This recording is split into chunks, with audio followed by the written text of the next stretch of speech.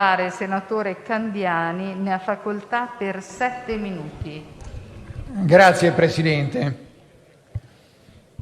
Vede, una prima domanda che mi sono posto all'inizio di questo dibattito è: a chi giova qui prodest?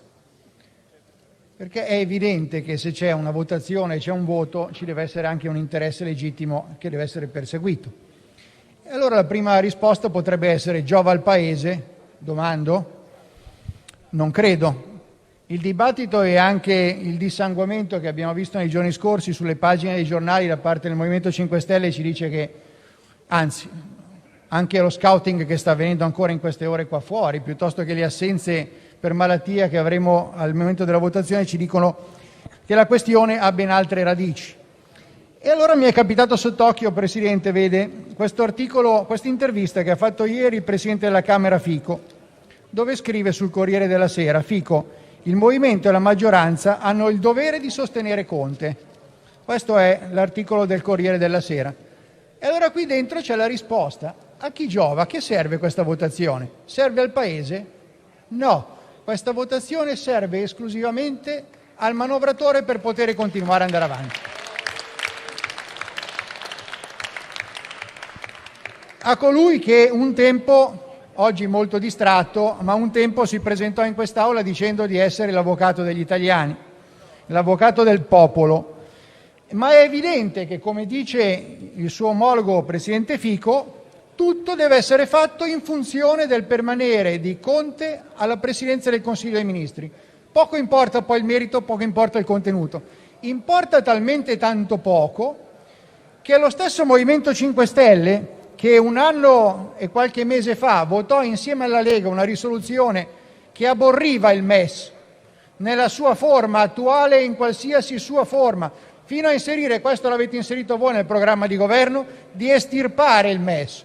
Oggi, con una capriola che potrei definire in maniera più colorita, fatta da Crimi l'altro giorno in televisione, dice: non ci piace, non va bene, è quello che non serve all'Italia, però lo votiamo. Perché? Perché vedremo, non lo so, però forse vediamo. Allora, questa straordinaria supercazzola non è quello che serve al Paese. Al Paese serve un governo che quando dice no lo possa dire liberamente. Il vero problema, Presidente, è che oggi qua dentro pochi hanno la possibilità di essere veramente liberi e di poter dire no.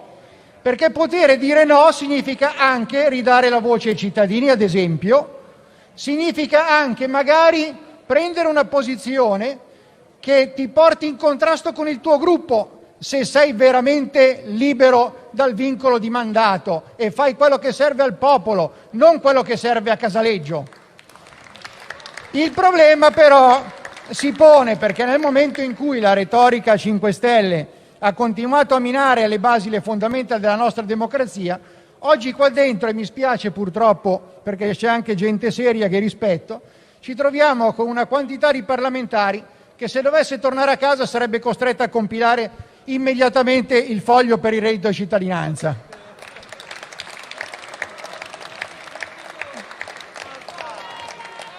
Quando si è trattato di staccare la spina della maggioranza, noi l'abbiamo fatto senza pensare al nostro interesse, ma pensando innanzitutto al bene del Paese. Qui invece quello che ti viene detto è che tutto va bene, quello che importa è che Conte stia in piedi. Ma allora mi domando: perché nel vostro eccesso di democrazia questa volta Rousseau l'avete lasciato nel cassetto? Perché non siete andati a chiedere ai vostri iscritti cosa ne pensano del MES?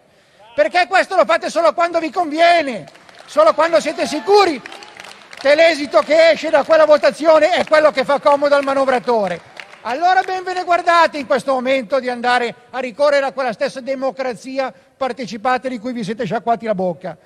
Ma noi possiamo dire oggi che eravamo contrari al bail-in, possiamo dire oggi che eravamo contrari al MES, possiamo dire oggi che eravamo contrari al Fiscal Compact e non l'abbiamo mai votato queste norme, queste regole. Voi non potrete più farlo, perché oggi tradite voi stessi, tradite il vostro elettorato. E la distanza che si è creata nel Paese non è solo una distanza tra voi e la vostra gente, chi vi ha votato, tra voi e il resto del Paese, ma è anche una distanza che si è creata tra chi sta ai piani bassi e chi sta ai piani alti, perché voi qua dentro oggi fate solo quello che serve al manovratore che sta al governo, solo a quello che serve per mantenere certi ministri al governo, magari quelli che hanno dovuto cambiare 2 ministeri che sono pronti, come è già stato in altre epoche, a cambiarne anche 3 se serve, pur di restare al governo. Questo è oggi quello che conduce il vostro voto. So che non siete tutti così, non siete tutti piegati a questa tragica conclusione della vostra storia. La verità però è che quello che oggi vi viene detto, che tutto va bene, non è, perché le norme del MES le conosciamo, per chi ha avuto la bontà di leggerle, e l'articolo 136 del Trattato di istituzione e di funzionamento dell'Unione Europea lo dice in maniera chiara. È incontrovertibile che ci devono essere delle rigorose condizionalità. E badate bene, mettere sullo stesso piano una norma con una letterina che ti arriva da un commissario europeo non è la stessa cosa. Voi oggi, se fate la scelta sbagliata, metterete un cappio al collo dell'Italia e hai voglia di dire che riformi quel cappio. Cappio è e cappio resta. E allora, ancora una volta, a chi serve tutto questo? Serve al Presidente del Consiglio Conte, perché Conte, come dice Fico, la maggioranza ha il dovere di sostenere Conte. Badate bene, non ha il dovere di sostenere l'Italia, il Paese, ma di sostenere Conte, che è ben altra cosa rispetto al bene del Paese. Qui si confonde il singolo con l'interesse generale. E chi è questo signor Conte, avvocato Conte? È quello che il 30 gennaio diceva: eravamo già molto vigili e molto attenti a monitorare l'evoluzione di questa situazione critica. Non ci siamo fatti trovare impreparati, è tutto sotto controllo. E ancora il 26 marzo, nessuno resterà indietro, e lo abbiamo ben visto. O il 6 aprile, liquidità immediata per tutte le imprese. Abbiamo messo in campo una potenza di fuoco mai vista, e come se l'abbiamo vista. Ancora diceva: abbiamo aumentato i posti in terapia intensiva, tutto sotto controllo. O il 25 ottobre, chiudiamo tutto per salvare il Natale, e il 3 di dicembre andrà in televisione a dire: tutti chiusi a casa a Natale. Questa persona non è credibile, e non è credibile il suo governo in Europa.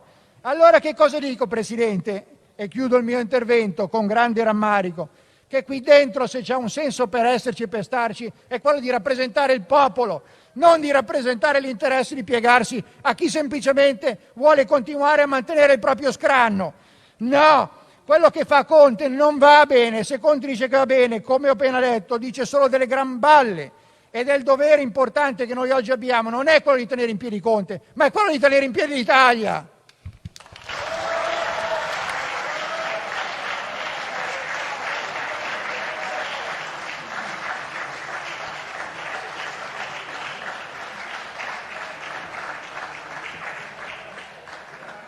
Ha chiesto